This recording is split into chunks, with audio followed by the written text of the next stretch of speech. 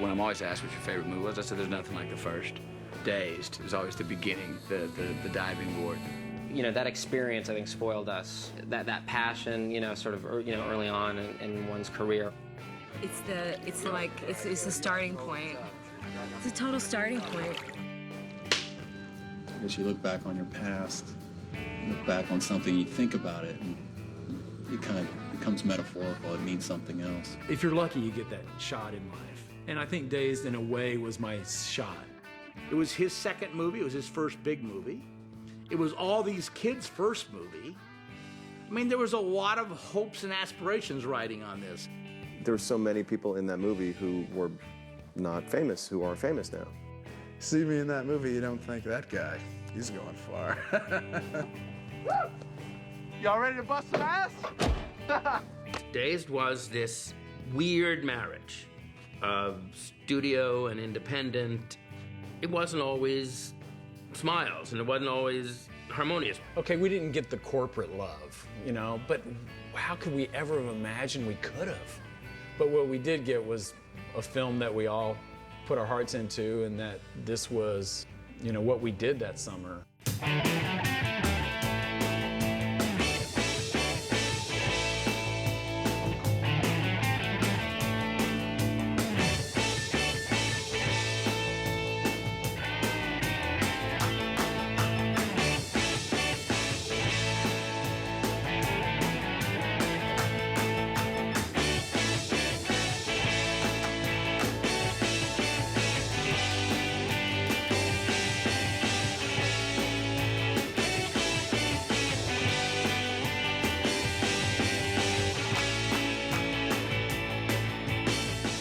In 1991, a film of mine, Slacker, came out and became kind of an independent success of that year. A little $23,000 film from nowhere, shot on 16 millimeter, kind of becomes a minor cult film. Rick had this idea to do an American Graffiti for the 70s. I just found myself in this great position of like, have kind of cool idea that they might take, and studio kind of interested. It was that one little window you're occasionally given in this lifetime where things, you know, hook up. And I said, we'd like to fly you out to LA and talk about this American Graffiti idea you have.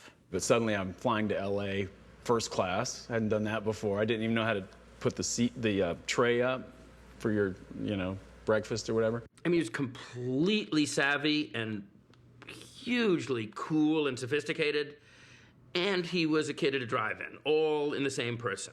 I'd had a little lunch with Jim right before, and he was talking about, yeah, I'm looking forward to hearing your pitch. He kept saying the word pitch, and I'm like, am I supposed to do something like pitch? What is that?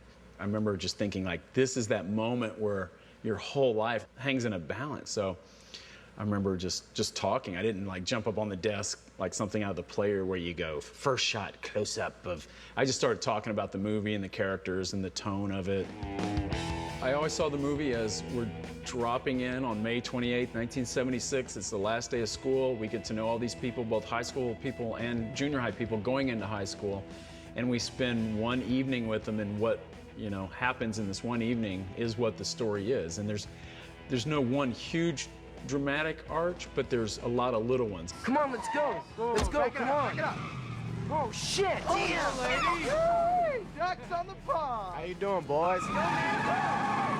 One of the few kind of through-line plot points in the whole movie is these, the fear of these hazing initiation rituals. That, you know, the boys would get paddled and the women would just get stuff dumped all over them.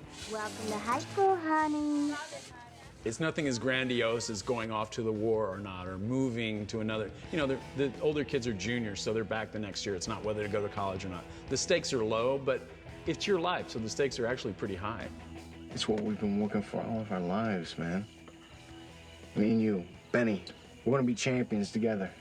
Look, man, all I'm saying is that if I do play next year, it's gonna be on my terms, not theirs. I didn't want it to be this fond look at, oh, what a great era. If we can only return to that time. Like, this was a shitty time, you know, it's always a crummy time. If you're a teenager, it's tough no matter when and where. It's always gonna be difficult. So we made a deal, you know, to do it. And we started talking about the script. Wow, there's some old script pages. In the margins, Cynthia's line, when it's all over, no one remembers who won or lost. All the best lines in Dazed were kind of in the margins. We worked quite a while. We worked 5 or 6 months on this script. Then it got to be this point that we were going to make the movie. Of course, at that point, we got into that whole situation with Universal about whether they really wanted to make the movie or not. And they didn't think it was funny enough. And, you know, we were going to get an R rating for language, but there wasn't any naked girls or anything like that in it. It was R-rated not for anything gratuitous, not for anything even obvious, just because life was R-rated. I mean, Jim and Sean did a good job of kind of forcing this film into production. That's what they did very effectively. Even threatening to take it to another studio if Universal didn't do it. It was the only movie where we ever actually had to pull out our deal and say, listen, it's under a certain budget. We have the right to make it. Trust us. So I met some casting directors, and they all seemed kind of fine. And then one day, in steps this guy, Don Phillips. And I'll never forget, I met Rick and Ann at the commissary, and I just was so enthusiastic about working with this guy, and I just loved him. Don Phillips was this kind of crazed, fanatical believer in the movie and in the kids that he was bringing in. This guy's kind of crazy, but I like his energy. You know, I like his kind of, he loved people, he loved kind of mixing it up, had a lot of things to say, he was funny and passionate. There's times in the business where there's a crop, a beautiful crop of flowers that it's just amazing how many people at that time show up at the same time. And we had our choices at that particular time. At that point, teen films were out. That ebbs and flows, and it was at a low point right then. There were no real teen stars. I mean, if we were to do Dazed today, it would be just saturated with WB kind of TV actors getting their first movie and things like that. We couldn't have gone with the non-names. Hey, you. Come here. Who are you? Nobody. A lot of the people in Dazed were people we just kind of plucked out of obscurity here in Austin. When I got the part at school, I got handed a flyer. I was coming out of a coffee shop, just kind of wandering aimlessly down the Dragon.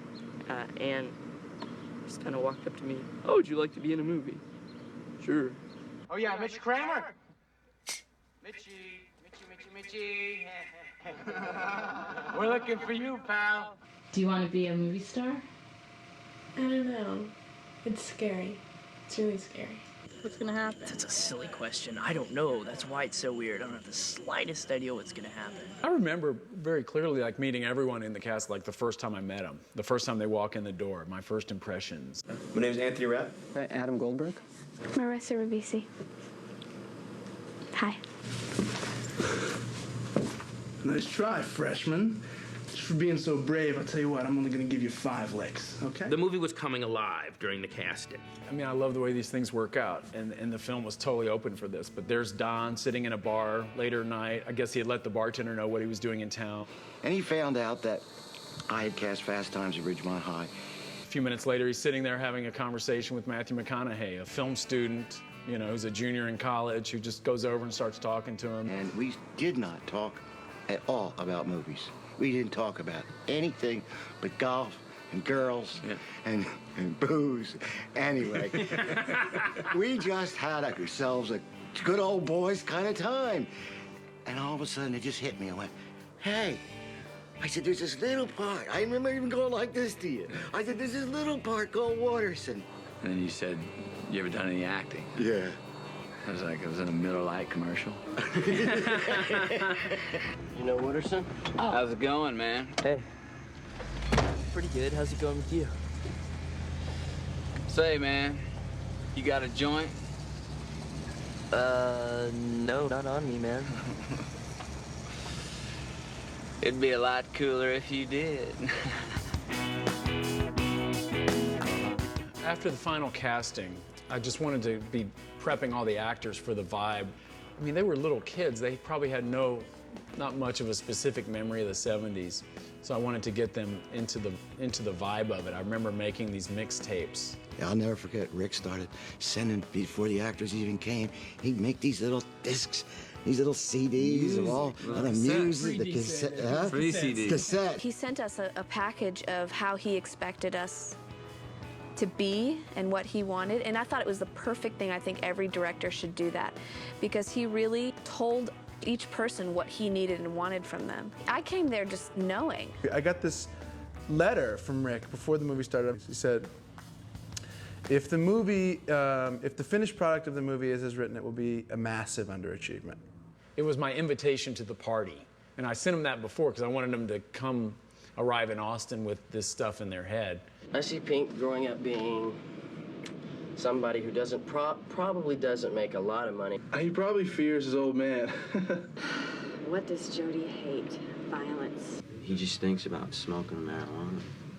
They actually knew what beat that they had to take, you know, and the old conductor over here had given them the right beats. Listen, I give them like who they're listening to, like, their taste. You know, I say you're a Ted Nugent man and ZZ Top. You know, Southern rock with a little heavy metal. You know, That's where I found my walk. What walk? You know that walk. It ain't chin forward, it ain't heart forward. This is forward.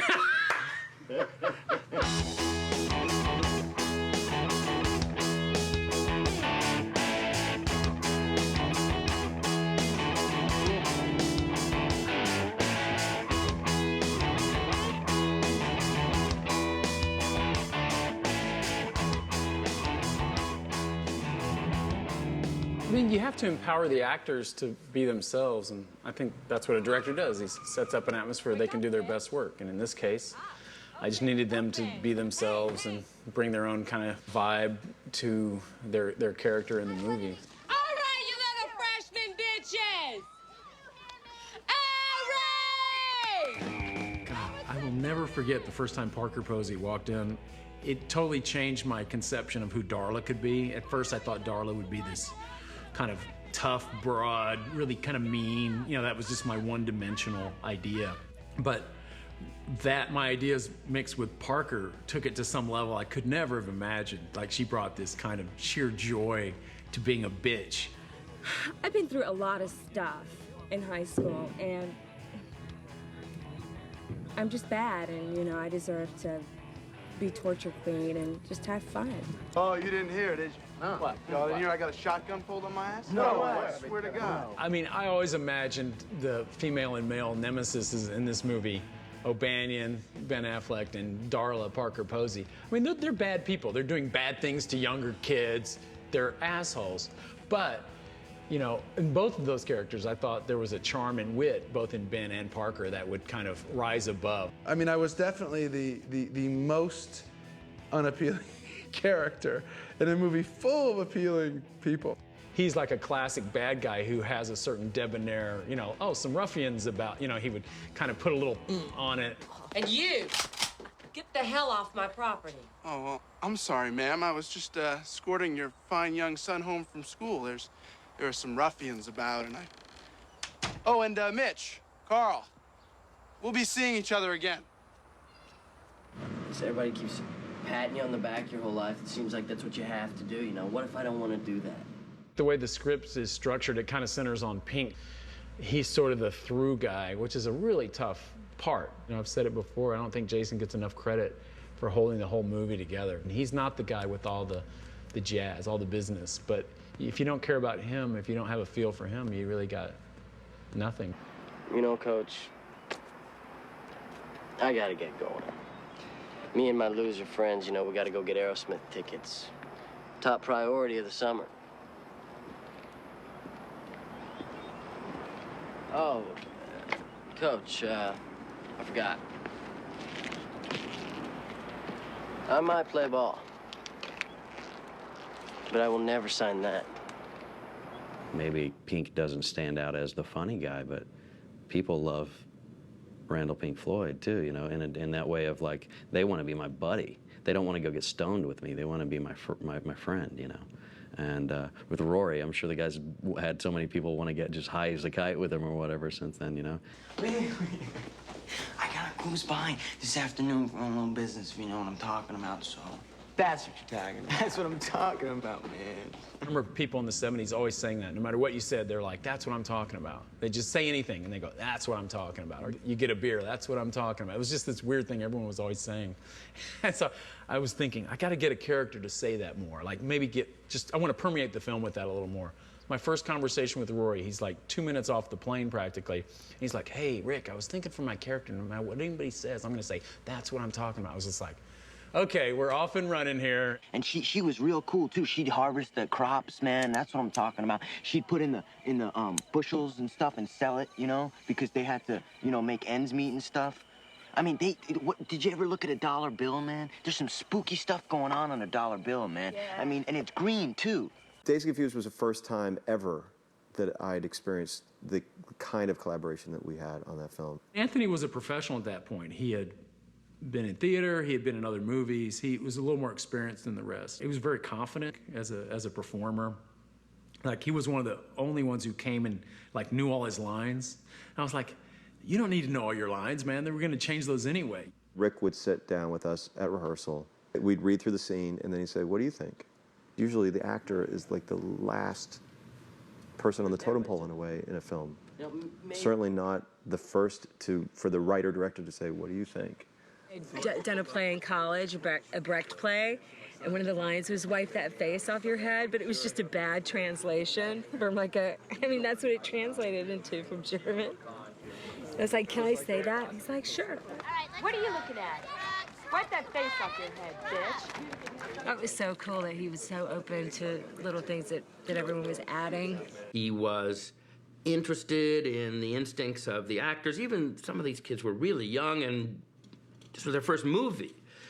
Now, there's part of a producer which goes, wait a second, you're listening, who are you listening to? What are you changing things around for? I remember every day at lunch, I would have often a little huddle up with, if Jim Jacks was around, and we'd go through what work remained in the day. But every day it was like, okay, so we have to drop this, this, this. Like, how can we hang on to the story but not shoot all this other stuff you have in mind? The problem is we didn't have a lot of rehearsal time before we started the movie. So he was doing that every morning, every day on the set. And it would eat up a huge amount of the shoot day.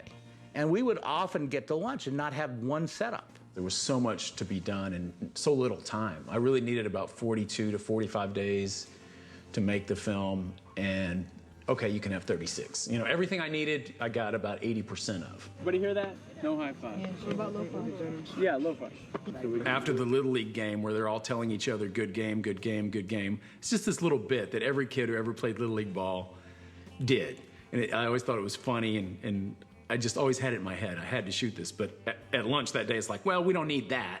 It really got, you know, sometimes to the point that I just said, well, then we're gonna have to cut this scene. He said, well, we can't cut this scene.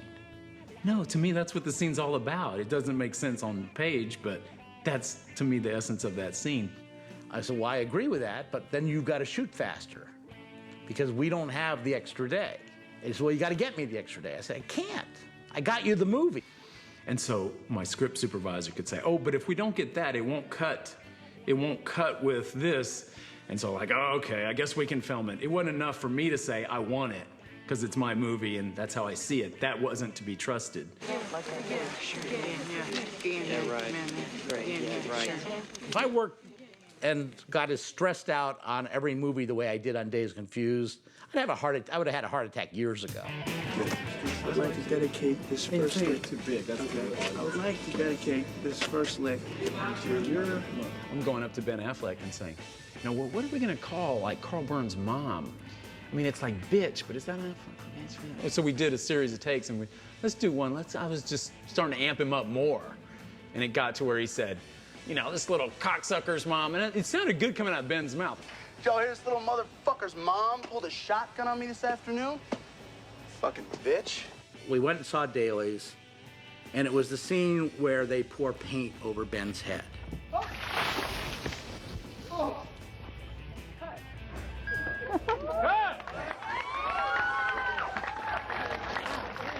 And just 2 days before, I had talked to Ben and said, can you please tone down the language? And he said, he would. I'm like, Jim's talking to you? When at the hotel? Where's he telling you not to cuss? You know, who is my co-director, my invisible co-director going behind my back telling the actors not to cuss? I go on the set. Now, Ben's a big guy. I grab Ben, I push him against a pole. I said, don't you fucking listen? And he's like, you can't say cocksucker. You can't say cocksucker. And he goes like, what are you talking about? I said, I just watched dailies and you're using cocksucker this, cocksucker that. I said, well, talk to Rick. I mean, you know, this is what we're doing. And I was like, and for me, I think it's, you know, I think it's good. He's like, I can't believe you would do that. I'm like, what are you talking about? You used the word cocksucker. I said, so? I mean, it's like, that's worse than fuck. I'm like, it is? Fuck? I thought fuck was the worst word, not cocksucker. He said, no, cocksucker's much worse. You can't. You know, he's just, I had the power on the set, not Rick. It was our movie. Now, it was his vision, and we were there to help him. But if we really had a problem with it, Rick would have been gone. I knew he was a wrestler, kind of burly, you know, wrestler guy, but I was quick, you know, I had him on speed. So I was already planning, like if he makes a move to me, I'm gonna back up and start jabbing. I was ready for him that way, because if he could get his bear hug around me and a wrestler, I would be doomed. So I was ready to do my float like a butterfly and just start. I was ready. It didn't get to that. Jim calls me from his cell phone on the street in Austin and says, I just slammed my fist into a phone pole. My knuckles are bleeding. I blew open one knuckle, and I still have the scar on it. And I remember I said, Jim, it's better than hitting Rick. I felt the way Mitch was being initiated by this brutal force. That was me making the movie being initiated into like how you get a film made with someone else's money, you know, at a studio level. I felt I was being, you know, the one paddled and kind of running for my life, but yet trying to fit in, you know, somewhat and get along. My 2-week assessment, basically on time. This is 2 weeks into production. Shit. I'm making a responsible choice. I'm like sticking up for myself because I'm under such attack. I don't think we ever really doubted Rick. I may have certainly made him feel that way sometimes. This is a memo to Jim, I guess. Whether this is an okay movie or a great movie, your job is to enable me room to make a great movie. 2 weeks in, I'm making a compromised piece of shit, followed by an incredible cinematic underachievement. Nobody likes to be pushed, but sometimes that makes you better. You know, looking back, I'm much more grateful for that opportunity than I was at the time. I was just kind of, you know, I thought I should have had more of everything, but I was lucky I had what I had at all, you know. It takes a lot to step back and go, I'm just lucky. Now when I make a film, every day I kind of tell myself, I'm just lucky I'm getting to do this. I was grounded at the Crest Hotel last night. I was sent to my room because we were riding the service elevator, and the security fascist comes up to me, and and he goes, "Okay, that's it. You're out of here. You're out of here. You're going to be evicted." I said, "You can't evict me. I was riding in the service elevator." He comes right up to my face and he says, he goes, "Don't you tell me what I can or cannot do. Do you understand me? I run this hotel. You're just a punk." We just went insane and just wrought havoc on that hotel. Yes, I really needed to buy this. I really needed a turtle ashtray. I had to have it. I have so much stuff to take back to LA. It's horrible. I bought this shirt for 75 cents. Did you? Get back. I bought these pants for $2. My whole outfit is 50 cents. I was aware while I was in my world of production that they were all having a great time. I think they had a fun summer camp, but I would hear stories like, oh, we floated down the river yesterday, or we did on their days off, and I could get a sense they were having a good time, which was great. I was glad someone was having a good time. We're going to smoke our morning crack right now. Yeah, but I've made some great friends. Yeah, me too. So, I had no friends in LA. Yeah, I don't have any friends either. Me and Joey are friends now. I had We're one best friends friend in now. LA. Now I have a few, so. Yeah, Parker and Joey, had bonded so much personally that they were like, well, where's our scene? What's up? And I'm like, you're together at all these things, but yeah, you're right. And they said, well, we're gonna write a scene. So we wanted to do a scene, and we wanted to do a scene that wasn't about boys or nail polish or, the things that men Or think. serious bonding. We wanted like a hangout, really natural Conversation, like girls, really have conversations, believe it or not. And they came back with, oh, we got a scene. I'm like, okay, we're gonna shoot that scene. You know, we just kind of went over it. I didn't, you know, it was their scene. And that drives the production crazy. It's like, a scene that's not even in the script, we're gonna spend time shooting. So we had to kind of sneak it into the production. Last weekend she went roller skating with that group she's in. Parents without plans. Parents without partners. Parents without plans. And it was in the movie for the longest time. It survived many cuts. But the movie, because it had this sort of loose style, it was too long to begin with. So I had like a 2-hour and 45-minute, like, first cut. We hope it makes it. We hope it makes it, yeah. Oh, it was painful. It was really painful to drop that scene from the movie. Concentrate now. Concentrate up there. Bitch. So they asked me if I'd ever played baseball before. I'm like, yeah, sure. Yeah, totally. Never touched a baseball in my entire life. Yeah, I thought, how bad could it be? You know, like every American boy has played baseball at some point, you know? So Ricky, like, kind of tried in vain to, like, throw a ball at me a couple of times, and, you know, it's, like, hit me in the head and stuff. I would throw the ball, here, catch it, and he couldn't catch it from 3 feet away. He would, like, put out his glove, and he would hit it, like, okay, well, he has no reference here, none. So when we get out there, they have to use a stunt double for the behind shot where I actually throw. And Rick's like, okay, all you have to do is just do the wind up and, you know, look like you mean it. Look like you know what you're doing and everything will be cool. So I'm like concentrating really hard on trying to not come off as a total idiot.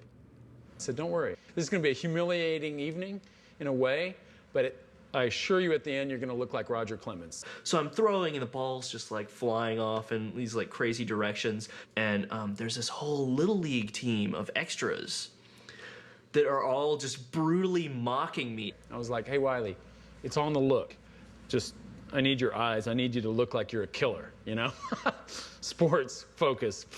Just give me that. If you give me that, we'll be fine. That's the thing I'm most proud of on that movie. I don't know if I can act my way out of a paper bag, but like I managed to keep a straight face and not start crying for the scene when all the Little League kids were making fun of me.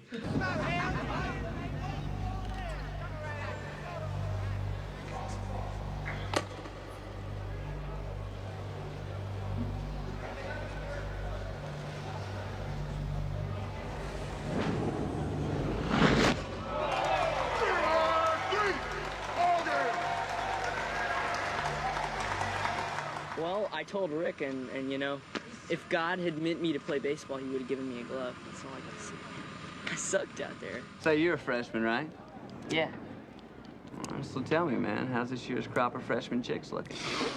What, you're gonna end up in jail sometime really soon, I know that. But No, man, no, I tell you. That's what I love about these high school girls, man. I get older, they stay the same age. yes, they do. Yes, they do. I could tell the crew was like laughing and there were little looks and, you know, when Matthew showed up, something special was definitely going on. You know, Matthew as Witterson was the coolest. Witterson really only had a couple lines and a couple scenes. It really was a small part. I just think what he did with that part, people don't know. You know, on the paper, it wasn't much of anything. And things got rewritten and things got staged around him. And it was the night where you drive to the Chevelle through the top notch and things are starting to happen in town, you know. And you didn't really have any lines that night. We filmed you driving and it was like, well, let's, you know, come up with some stuff here. All right. Oh, Christ. How you doing? Pretty good. Cool. And we did that all spontaneously that night. I remember I was like, it was like, we got to get some information delivered because it's like, you know, as you have this big ensemble, you look at the script and it's like, oh, how did the nerds in the car, Tony, Mike, Cynthia, know about the beer bust at all? You heard about the party being busted, right? Oh, yeah. Not to worry. There's a new fiesta in the making as we speak. It's out at the Moon Tower. Full kegs. Everybody's gonna be there. You ought to go. Okay. Okay, we'll be there. Okay. So the only thing we have to do, you have to give them information, but while we're doing that, how and why and what what's can we going do with on, that, yeah. you know? And Rick goes, okay, so Wooderson, you know, has been with the, you know, all the girls in the high school that he wanted to be, and he's been with the good-looking brunette, the good-looking blonde, everything. He's after the redheaded intellectual. Yeah. When we did the scene, you see it in the scene. We're like locked eyes and like, we're right there and no one else knew what we talked about or what was going on. It was a really sort of special scene. Say you need a ride? No, I got my own car, thanks. Yeah, well, listen, you ought to ditch the two geeks you're in the car with now and get in with us, but that's all right. We'll worry about that later. I will see you there, all right? God, I love those redheads, man. The part's getting bigger. He started rocking and bigger. It was just like this unfolding, expanding character. Matthew's father died in the middle of shooting, and he went back for the funeral, and I think it was your mom who said your dad would have liked you to come back and go back to work. So Rick said, I'll never forget as long as I live, Rick said, well, when he comes back, I got a few more things for him to do. and he came back, and it ended all the way to the very end. Well, one of them was the scene on the football field. I felt the movie was building as some kind of apex, but it wasn't in the script. Like, well, what happens on the football field? They talk shit, but that's not what the movie's really about. What's the core? What can you like tell Pink, or you know, like if it's his kind of what's going on in his mind that night?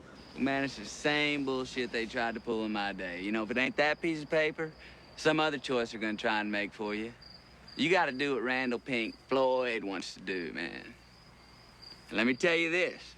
The older you do get, the more rules are gonna try to get you to follow. You just gotta keep living, man. L-I-V-I-N. You know, I think that's just a great moment on the field when you sort of empower him, but you know, you sort of. I didn't know this, but Matthew just said it about an hour ago. What inspired that line, Rick, was his father. You know, just keep on. He's up there, but he's just keeping on living. It's a verb. Yeah, right. This is my final shot of the film. I can't believe it. It's over. How do you feel? I feel sick, but fulfilled. Going back after a production like this, you just go back to your life, whatever it was. Some kids are going back to high school, you know, and like Wiley and Kristen's, you know, their situations. Other kids are, you know, Matthew goes back and finishes senior year of college. You know, other actors are going back looking for work. It's gonna be weird to not be able to like get up and go to the lobby and see your friends, or call your friend and they'll be here in 2 seconds. No. Don't, Dina. Don't. No. I know you have to keep your hair just like that. Just That's like the only way go home with it like this. Work finished for Ben. 30 minutes for everything. I'm gonna send you. I was like protective, like a parent would be. Like, I hope the world is nice to them. You know, I hope things work out. And you know, it can't in all cases. But so you just sort of, but you kind of love them all equally. I was shooting last night until, geez, I guess like maybe 1 or 2. I don't really remember. And Thursday's my last day. Saturday was officially my last day, but we're doing pickups right now. And I'm gonna have to go to school and then like work, and I don't know how this is all gonna work out. It's like summer camp, you know? You go and you say, oh, I'm gonna call you, I'm gonna write you. And you never do. I wish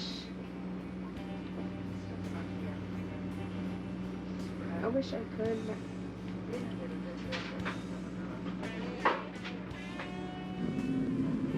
This is the best summer I've ever had in my entire life, and it's over. Say goodbye to Nick, he's leaving. No, are you done? I'm done. He and I were you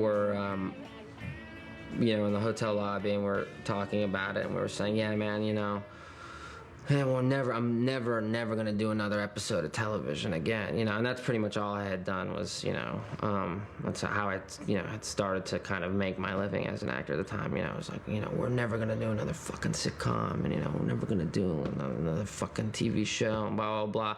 And I don't think it was more than 3 weeks later where he and I bumped into each other at an audition for a sitcom, and we were like both like dressed up for the part, you know, and you know, we just sort of spied each other, and we were like, Hey. Let's do it. So that's that, huh? Okay. I remember watching that, you know, 2-hour and 20-minute assembly cut that Sandra, my editor, had just kind of put together independently of me. And just looking at it, and we have a meeting after. I was just sitting there going, okay, so what do most directors feel at this moment when they watch it? And Sandra just put a gun to her head and went, whew. I said, okay, good. So we've got a lot of work to do. I was in Pasadena one day, and somebody was handing out one of those tickets to those like, free screenings, which is I now realize was like a test screening. I had never gone through this before, but the torturous test screenings where this is the Hollywood invented this, I think, where you show it to an impartial audience, recruited audience. And they just watch the movie and fill out cards after, and 20 people stay and answer questions like, what didn't you understand? And so this guy said, do you want to see this movie? And I said, well, what is it? And the guy literally was like, it's this movie about, and I said, well, who's in it? And he was like, nobody. I said, what is it? He's like, we can't get anybody to go see this movie. It's some dumb movie about kids having sex in the back of cars or whatever. And I thought I said, well, what's it called? And he said, Dazed and Confused. And I was like, wow. The fact is that the distributor did not get behind it in the way that would have sold a whole lot of tickets. That's the studio's job, is to infuse an enthusiasm, all the way down the line that permeates the process. We did not win the battle of getting Dazed the wide release it should have had. There was an audience for this movie in every city. You go through all that in a studio level, and then you get an independent film release, basically. It felt like, why? I remember even writing a letter to the cast. I was like, they kind of never got behind the film. It's not going to be some huge hit, but, the film will live in some form or fashion, and we should all feel good about what we did. Went off and did a movie, Time to Kill, which was all of a sudden sort of overnight from Friday to Monday, became a movie star. Celebrity overnight, a movie star kind of thing. That was a big change, a big hinge as far as the way life went. From anonymity on Friday to walking around being an observer, and to Monday being the one observed. After I did Dazed, I did like a whole series of off-Broadway plays. After Dazed and Confused, I made Good Will Hunting, I made Chasing Amy. Amistad, Contact. Before Sunrise. Tracy Ullman. Twister. Rage, Carrie 2. Rent. My Two Dads. How to Lose a Guy in 10 Days. 13 Conversations. Suburbia. Saving Private Ryan. Lady for Government. Shakespeare in Love. Safe Passage with Susan Sarandon. Waking Life. Waking Life. I bought my mother a house. Beautiful Mind. A Beautiful Mind. School of Rock. I got engaged briefly. They say, have you ever seen that movie, Dazed and Confused? Yeah. You look just like her, that girl in it.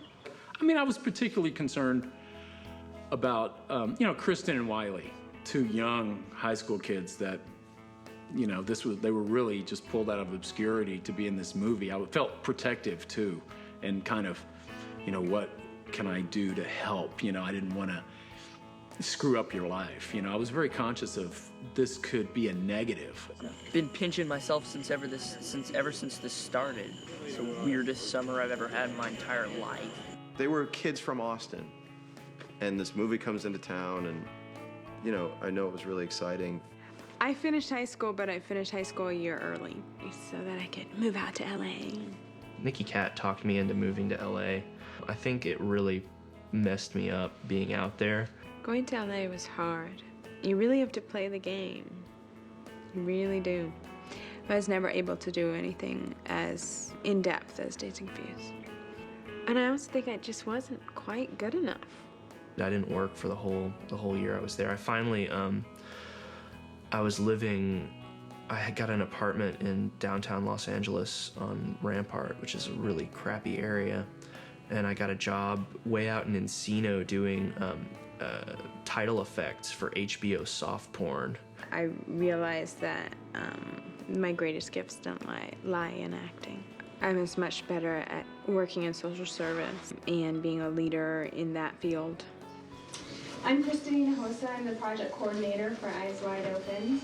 I believe that this is our world, and this is our people, and our country, and our government, and our war. My life is very different now from what it was when I was acting.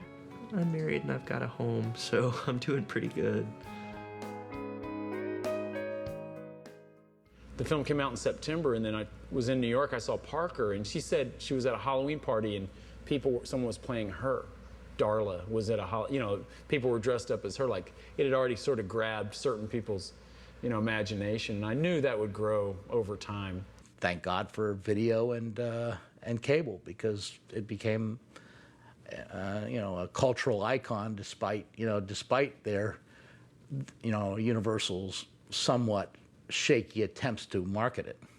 I started to hear things about midnight screenings, or it had been playing in some town for a year or two at midnight for weekends, just that it had built up this kind of audience. McConaughey rocks. The movie's a classic. I love it. Watch it once a month. The Alamo Drafthouse had this idea to do an outdoor screening, kind of like a drive-in movie, and that sort of appealed to me. Out at the Moon Tower, the original location, it sounded just weird enough that I was like, yeah, that could be cool. I mean, what the heck, Yeah. 10-year reunion.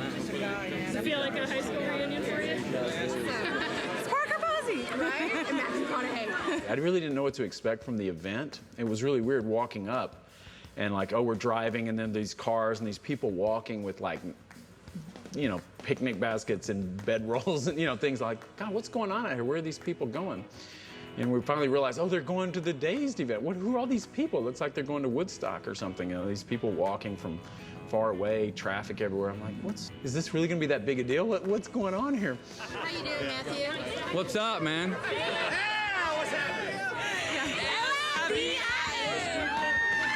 I mean, people had traveled far just to kind of watch this movie with a lot of the cast around. So it turned out to be much more I guess, special or unique than I would have thought. What was most cool about the reunion, it wasn't economically motivated. It wasn't for the release of a DVD or anything like that. It had nothing to do with anything other than, hey, let's have a party. Let's all hang out. So it's kind of the spirit of the movie. It was kind of like the same spirit that the kids on the last day of school would go, hey, let's kegger in the woods, let's get something going here. It was that same spirit that kind of brought us all back together again. But do you remember there being water here when we shot? No, I don't either. There wasn't water here. No. Where's the water tower?